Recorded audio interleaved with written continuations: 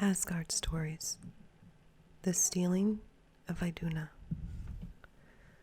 Odin, the wise father of the gods, started off one day on a journey through Midgard, the world of men, to see how his people were getting on and to give them help. He took with him his brother Hœnir, the light giver, and Loki, the fire god. Loki, you know, was always ready to go wherever he could have fun or do any mischief. All the morning they went about among the homes of Midgard, and whenever Odin found busy, faithful workers, he was sure to leave behind some little thing which would hardly be noticed, a straw in the farmer's barn, or a kernel of grain in the furrow by the plow, or a bit of iron at the blacksmith's forge. But always happiness and plenty followed his little gift. At noontime, Loki was hungry, and he begged Odin to stop for dinner.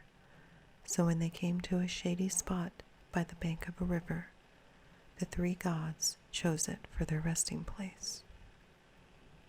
Odin threw himself down under a tree and began to read his little book of runes or wise sayings, but Loki began to make a fire and get ready for the feast. Then he started off to a farmhouse nearby, leaving Hœnir to cook the meat which they had brought. As Loki came near the farmhouse, he thought to himself, "I will change myself into a cat, and then I can have a better chance to spy about." So he changed himself into a black cat, and jumping upon the kitchen windowsill, he saw the farmer's wife taking some cakes out of the oven. They smelled so good and looked so tempting that Loki said to himself, "What a prize those cakes would be for our dinner." Just then the woman turned back to the oven to get more cakes, and Loki snatched those which she had laid on the table. The good housewife soon missed her cakes. She looked all about and could not think what had become of them. But just as she was taking the last lot from the oven, she turned quickly around and saw the tail of a cat whisking out of the window. "There," she cried, "that wicked black cat has stolen my nice cakes. I will go after him with my broom." But by the time she reached the door, all she could see was a cow walking in her garden, and when she came there to drive her away, nothing was to be seen except a big raven and 6 little ones flying overhead. Then the mischievous Loki went back to the river bank where he had left his 2 friends and showed them the 6 cakes, boasting of the good joke he had played upon the poor woman. But Odin did not think it was a joke. He scolded Loki for stealing and said, "It is a shame for one of the Aesir to be a thief. Go back to the farmhouse and put these 3 black stones on the kitchen table." Loki knew that the stones meant something good for the poor woman, and he did not wish to go back to the house, but he had to do as the Allfather told him. As he went along, he heard his friends the foxes, who put their heads out of their holes and laughed at his tricks, for the foxes thought Loki was the biggest thief of them all. Changing himself into an owl, Loki flew in at the kitchen window and dropped from his beak the 3 stones, which, when they fell upon the white table, seemed to be 3 black stains. The next time the good woman came into her kitchen, she was surprised to find that the dinner was all cooked, and so the wonderful stones that Odin had sent brought good luck. The housewife always found her food ready cooked, and all her jars and boxes filled with good things to eat, and never again was in need. The other women all said she was the best housekeeper in the village, but one thing always troubled her, and that was the table with the 3 black stains. She scrubbed and scrubbed, but could never make it white again. And now we must go back to Loki. He was very hungry by this time, and hoped that Heinir would have the meat nicely cooked when he came back to the riverbank. But when they took it out of the kettle, they found it was not cooked at all. So Odin went on reading his book of runes, not thinking about food, while Heinir and Loki watched the fire. And at the end of an hour, they looked again at the meat. "Now it will surely be done this time," said Loki. But again they were disappointed, for the meat in the kettle was still raw. Then they began to look about to see what magic might be at work, and at last spied a big eagle sitting on a tree near the fire. All at once the bird spoke and said, "If you will promise to give me all the meat I can eat, it shall be cooked in a few minutes."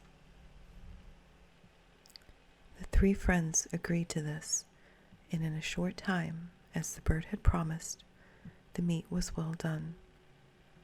Loki was so hungry he could hardly wait to get it out of the kettle, but suddenly the eagle pounced down upon it and seized more than half, which made Loki so angry that he took up a stick to beat the bird.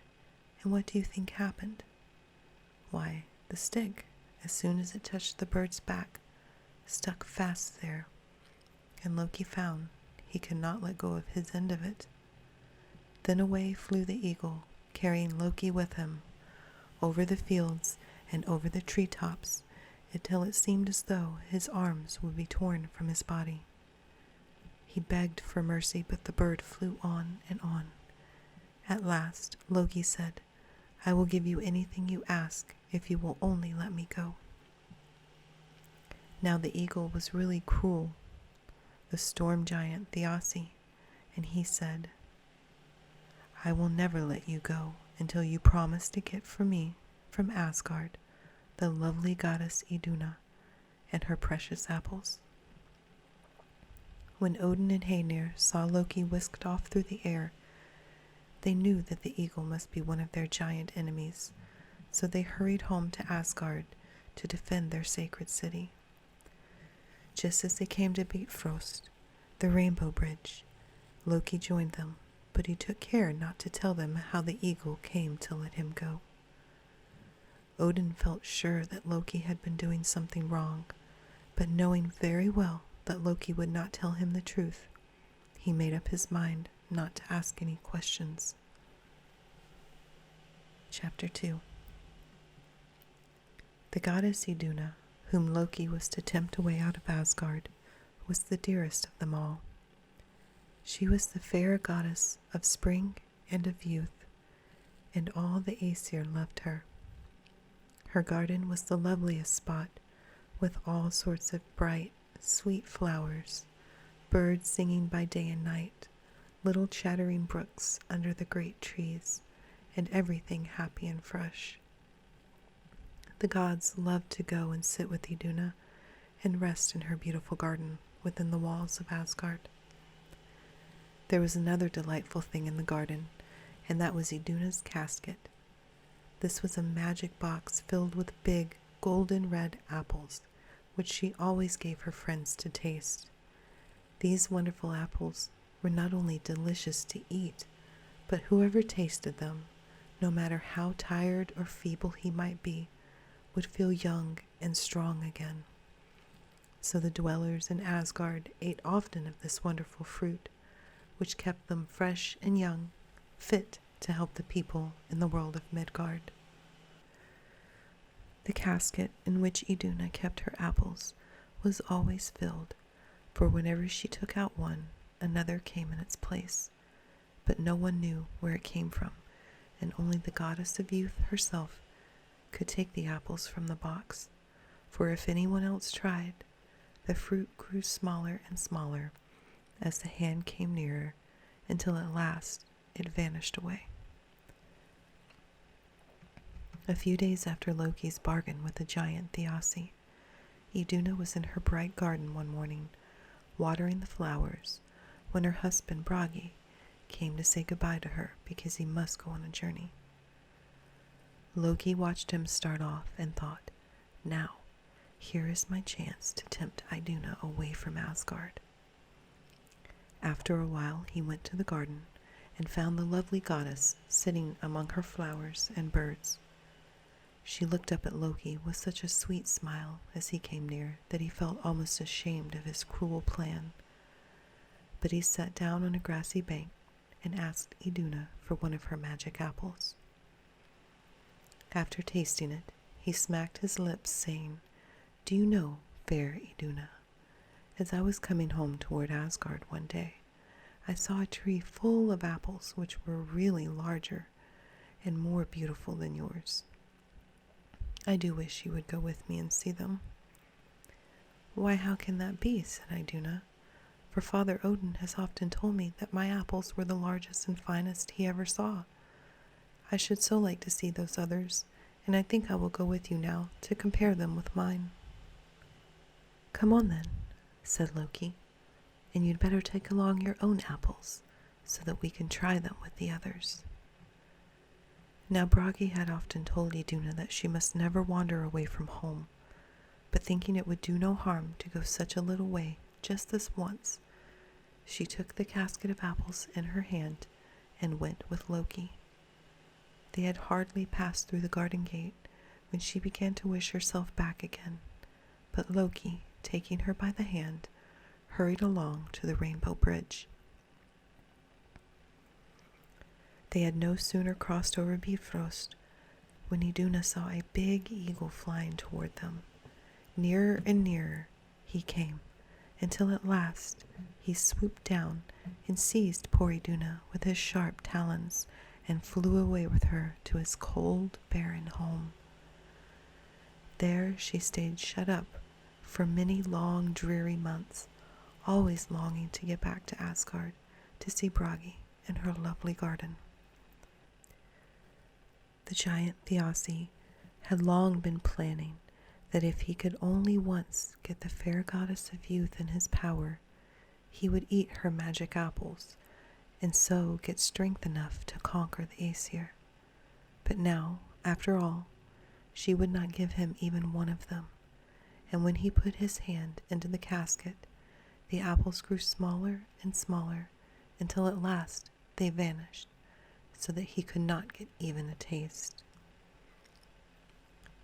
This cruel storm giant kept poor Iduna closely shut up in a little rock chamber, hoping that someday he could force her to give him what he wanted. All day long she heard the sea beating on the rocks below her gloomy cell, but she could not look out, for the only window was a narrow opening in the rock, high above her head. She saw no one but the giant and his serving women who waited upon her. When these women first came to her, Iduna was surprised to see that they were not ugly or stern-looking, and when she looked at their fair, smiling faces, she hoped they would be friendly and pitiful to her in her trouble. She begged them to help her, and with many tears told them her sad story, but still they kept on smiling, and when they turned their backs, Iduna saw that they were hollow. These were the El women who had no hearts, and so could never be sorry for anyone. When one is in trouble, it is very hard to be with El women. Every day the giant came to ask Iduna in his terrible voice if she had made up her mind to give him the apples. Iduna was frightened, but she always had courage enough to say no, for she knew it would be false and cowardly to give to a wicked giant those precious gifts which were meant for the high gods.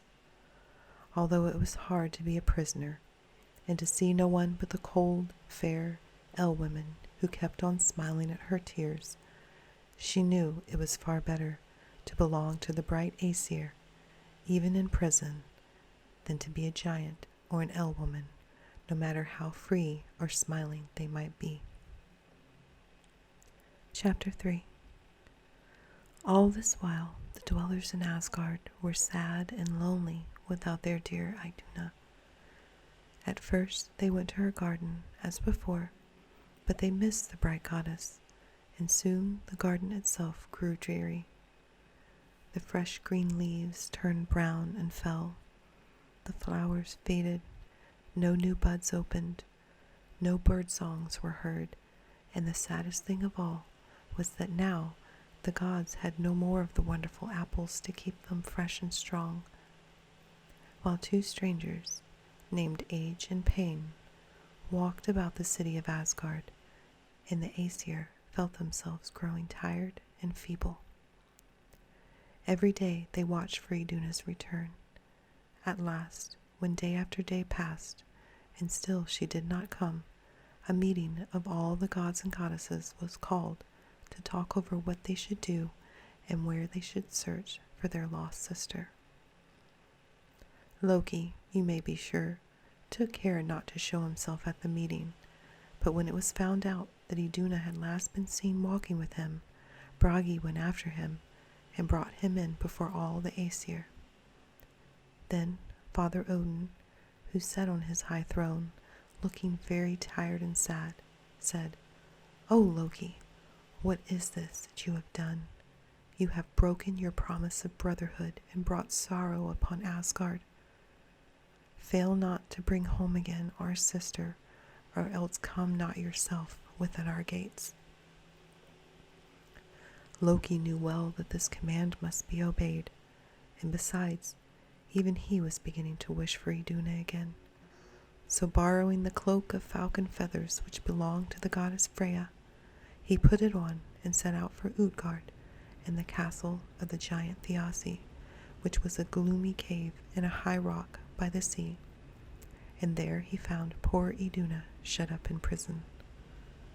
By good luck, the giant was away fishing when Loki arrived, so he was able to fly in, without being seen, through the narrow opening in Iduna's rock cell.